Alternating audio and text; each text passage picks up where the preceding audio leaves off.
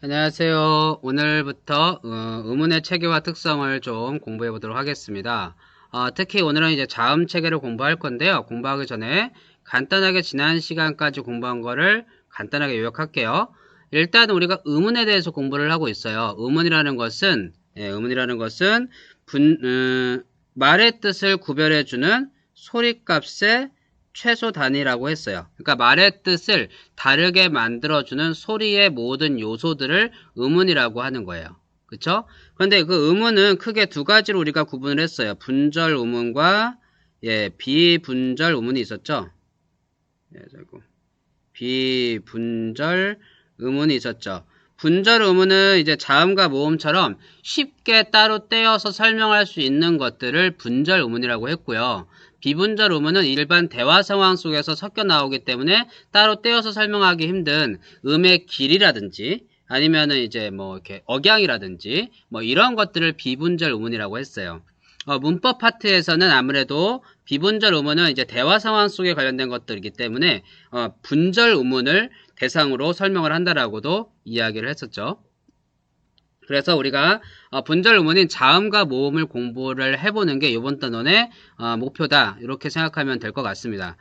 그 중에 오늘부터는 이제 자음에 대해서 공부를 할 건데요. 자음 파트를 공부하기 전에 여러분들이 좀 사전에 알고 있어야 되는 내용을 간단하게 요약해서 오늘 정리를 해주는 시간입니다. 빨리 정리하고 넘어가도록 할게요. 일단 첫 번째, 우리가 분절 의문에는 모음과 자음이 있다고 했는데, 모음은 이제, 모음은 아, 어, 오, 우, 의, 뭐 이런 것들이 있죠. 그쵸? 이런 것들이 있고, 뭐 자음은 기역, 니은 이런 것들이 있을 텐데, 이 두 가지, 모음과 자음을 발음하는 방법이 달라요. 그래서 그 발음법부터 우리가 공부를 해야 됩니다. 모음을 일단 먼저 이야기를 하면요. 모음은 혼자 발음을 할 수가 있어요. 그러니까 아 하고 오, 우 이렇게 읽고 있잖아요. 근데 우리가 읽을 수 있잖아요. 써놓고 그치. 그러니까 모음은 혼자 발음을 할 수 있어요. 실제 우리가 발음을 할 때 이런 식으로 발음한다고 생각을 해요. 그쵸? 아, 오 이렇게 해서 이응을 붙여서 발음을 한다라고 생각을 하는데 우리가 2학년 때 공부했던 것처럼 첫 소리에 나오는 이응은 자음 이응이 아니죠. 그치? 소리값이 없기 때문에 첫 소리에 나오는 이응은 자음 이응이 아니라 그냥 숫자 0. 그쵸? 숫자 0으로 생각하는 게 더 맞습니다. 그런데 이제 갑자기 글자 쓰다가 숫자 0을 쓰면 어색하기 때문에 이 자음 이응과 똑같은 모양을 집어넣었을 뿐이죠. 오케이? 그러니까 아, 오 이렇게 읽었을 때 실제로는 이응과 아를 합쳐서 읽은 게 아니라 모음 아만 읽은 거예요. 모음은 이렇게 홀로 발음이 됩니다. 그래서 그냥 발음하면 돼요. 편안하게.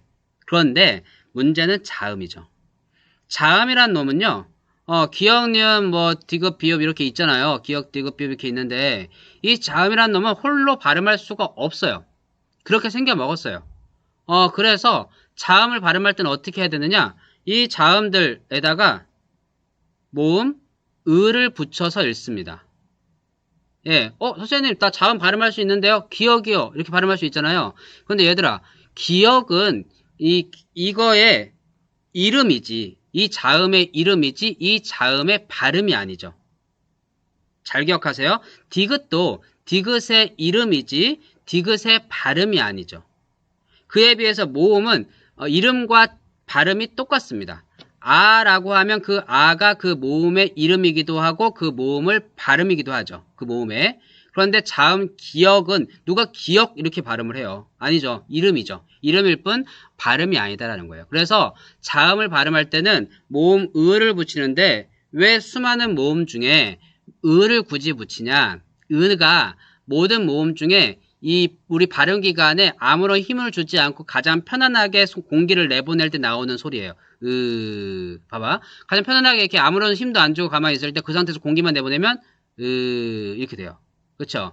그러니까 입을 가장 편안한 상태에서 이제 자음을 엮으면, 그 자음의 특징을 드러내기가 좀 더 편하겠죠. 그래서, 자음 더하기 을을 붙여서, 만약에 이제 기역에다 을을 붙이면, 이런 식으로 발음을 하는 거죠. 오케이? 그런데 주의할 점이 있어요. 우리가 초성과 중성과 종성이 있다고 배웠죠? 그라고 쓰면 기억이 초성이 되고요. 으가 중성이 되죠. 그럼 순서대로 기역 먼저 발음하고 으를 발음하게 되죠. 그러니까 뒤에 발음되는 게 으예요. 그렇다면 우리가 발음하는 지금 발음하려고 하는 건 기역이 아니라 기역이에요, 으예요. 기역이죠. 그러면 앞에 걸 길게 발음해야 돼요, 뒤에 걸 길게 발음해야 돼요. 당연히 앞에 걸 길게 발음해야 되죠. 그래서 내가 그러니까 자음의 소리값을 알기 위해서 그를 발음할 때는 절대로 이렇게 길게 발음하지 않습니다. 길게 발음하면 으를 길게 발음하는 거기 때문에 기역의 특징을 드러내기가 힘들어요. 그래서 최대한 짧게 발음합니다. 오케이? 이렇게 짧게 발음하는 것이 정확한 자음을 발음하는, 그러니까 정확하다기보다는 가장 가깝게, 원래 그 자음의 소리에 가장 가깝게 발음하는 방법이라고 보시면 돼요. 알았죠? 그래서 일단 자음의 특징을 여러분들이 공부하기 위해서는 일단 자음을 발음하는 방법부터 정확하게 알고 있어야 된다. 알고 이제 다음 파트 넘어갈게요. 그러면 자음을 그러면 우리가 이제 나누는 기준이 무엇이냐? 이제 요 세 가지 기준이 있거든요. 자음도 어떤 기준을 갖고 나누는 거잖아요. 나누는 기준이 세 가지인데 그 세 가지를 간단하게만 이번 시간에 정리하고 다음 시간에 좀 자세하게 하나하나 설명해 주도록 하겠습니다. 첫 번째 자음을 나누는 기준은요. 조음, 위치. 조음이라는 거는 소리를 발음한다는 뜻이에요. 음을 발음한다 라는 건데 그 위치에 따라서 5가지로 나눕니다.